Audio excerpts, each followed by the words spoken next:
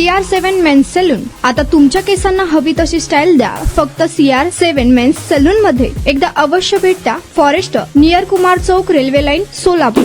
सोलापुरात बेडा जंगम, बुडगा जंगम, माला जंगम समाजाबद्दल आक्षेपार्ह विधान केल्याबद्दल काँग्रेस कार्यकर्ते केशव इंगळे यांच्यावर गुन्हा दाखल करावा अशी मागणी बेडा जंगम, बुडगा जंगम, माला जंगम समाजाच्या वतीने पत्रकार परिषदेत करण्यात आली आहे. काँग्रेस कार्यकर्ते केशव इंगळे यांनी समाजाच्या भावना दुखावल्या असून समाज गप्प बसणार नाही. केशव इंगळे यांच्या मागे करता कोण आहे याचा तपास करून केशव इंगळे यांनी खुलासा करावा व त्यांच्यावर फौजदारी गुन्हे दाखल करणार असल्याची माहिती अध्यक्ष राजशेखर कंदलगावकर, वल्लय्या गणेचारी, अप्पू स्वामी, शिवानंद स्वामी यांनी पत्रकार परिषदेत केली आहे. सोलापूर जिल्हा जंगम समाज अध्यक्ष राजशेखर कंदलगावकर दिनांक 31 जुलै 2026 रोजी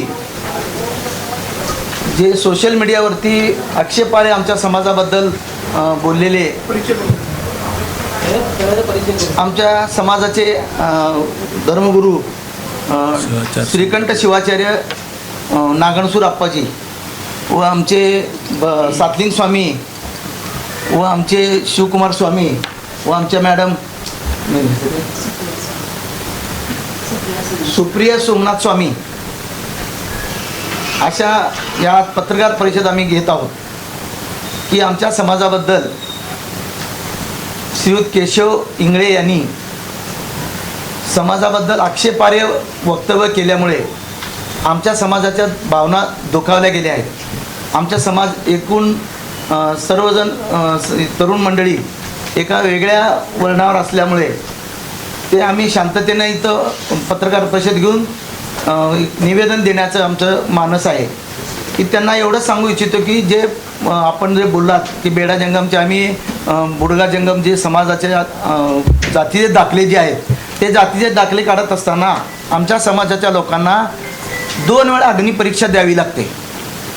एक अग्निपरीक्षा पहिली की प्रमाणपत्र काढत असतानाच सुरुवातीलाच आमच्या समाजाच्या लोकांना संशयाने बघितलं जातं आणि कागदोपत्र देऊनसुद्धा 1950 वर्षापूर्वीचे कागदोपत्र देऊनसुद्धा त्याचं निर्गम उतारा मागवलं जातं. निर्गम उतारा क्लार्कने मागितल्यानंतर विभागीय अधिकारी जे आहेत ते परत एकदा त्याची सुनावणीला सर्कल चौकशी, गृह चौकशी, स्थानिक चौकशी ह्याची चौकशी करून मग शहानिशा करून एवढंच होऊनसुद्धा ते परत समाधानी होत नाही तर ते दप्तर ओरिजिनल त्या शाळेच्या मुख्याध्यापकासहित तहसील कार्यालयाला बोलवतात आणि ते पडताळणी करतात, बघतात आणि त्या वेळेस लगेच भेटतात असं होत नाही. त्यांनी आमच्या मुख्याध्यापकाला आम्ही जर गाडी करून आणलं तर ते जागेवर नसतात, दौऱ्यावर गेलेले असतात. अशा पद्धतीने आमच्या समाजा लोकांना त्रास दिला जातो आणि जाती दाखला दिल्यानंतर परत ते पडताळणी करत असताना परत तीच पोझिशन आमच्या समाजाच्या लोकांना होते की जे दप्तर आम्ही दिलेलं असतो कागदोपत्र त्याची पडताळणी होते व पडताळणी केल्यानंतर सुद्धा त्यांनी दक्षता पथक लावलेलं आहे समाज कल्याण खात्याने की एक DYSP ग्रेडचा अधिकारी असतो तो जातीने जाऊन त्या शाळेत जाऊन प्रत्यक्ष तो बघतो आणि त्याचा अहवाल त्यांनी देतात. ते दिल्यानंतर सुद्धा त्यांनी तयार होत नाही जात पडताळणी अधिकारी, पण तरीसुद्धा ते कागदोपत्री परत एकदा त्यांनी निर्गम उतारा वगैरे मागितलं जातो. ते सादर केल्यानंतर सुद्धा हे अहवालानुसार त्यांनी बैठक बसून तेव्हा ते जाती दाखला इश्यू केला जातो. एवढं सहजासहजी आम्हाला दाखले मिळत नाहीत आणि यापूर्वी आमच्या समाजाचे लोक अशिक्षित असल्यामुळं जाती दाखले याच्याकडे फारसं कुणी बघितलंच नाही. कारण एक तर आम्ही व्यापारी लोक, गूळ व्यापारी, किराणा दुकान चालवणारे आमचे हे समाज आणि आपलं पूजा अर्चा करून जीवन जगणारे आणि गावातील सर्व जाती धर्माच्या लोकांचे अंत्यविधीचं काम आमचे समाजाचे लोक करतात. हे करत असताना यांना हे सर्टिफिकेट मिळतं हे माहीतसुद्धा नाही. हे आत्ता आम्ही जस्ट काही शिकलेले लोक सांगितल्यामुळं आणि जातीत दाखले काढत आहेत.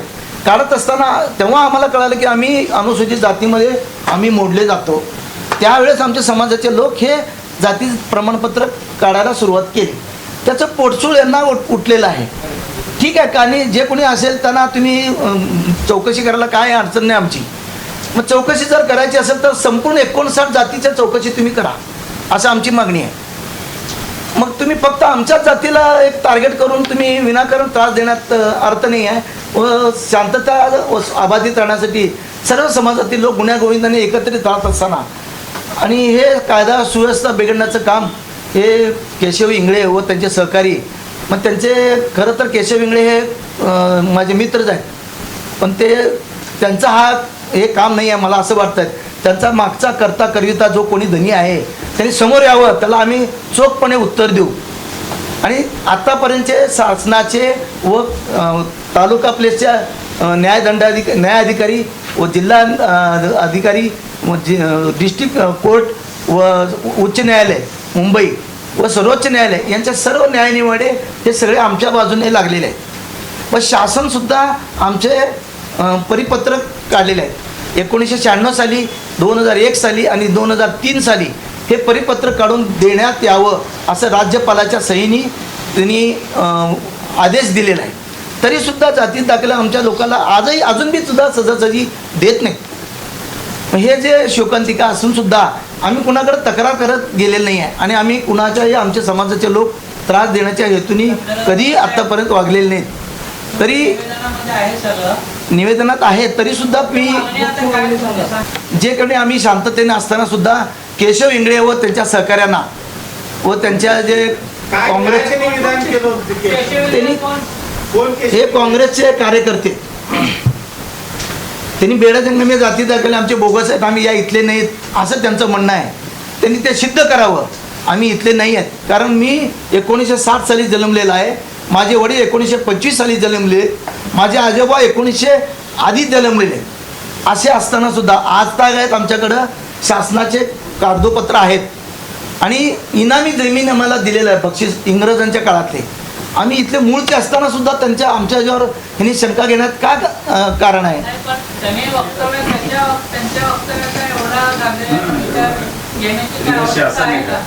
अत्यंत आवश्यकता आहे. आम्ही जर गप्प बसलो तर याच्या पुढं ते फार मोठं स्वरूप होईल.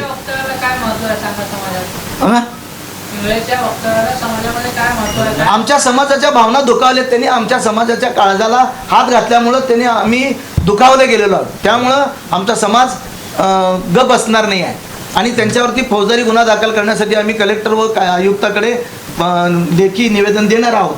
आणि जरी तर नाही झालं तर मग पुढचं आमचं तयारी संप व मोर्चा.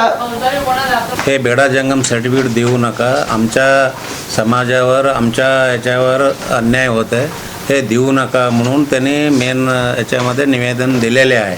पण देऊ नका म्हणून सांगणारे ह्याने कोण आहे? आम्ही डॉक्टर आंबेडकरने लिहिलेले संविधानमध्ये आपल्या हक्क आपण मागत आहोत.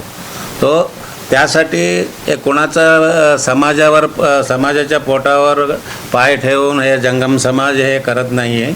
आमचा हक्क आम्हाला मिळाला पाहिजे यासाठी हे समाज झटत आहे, बाकी काय नाही. त्यांनी असं देऊ नये.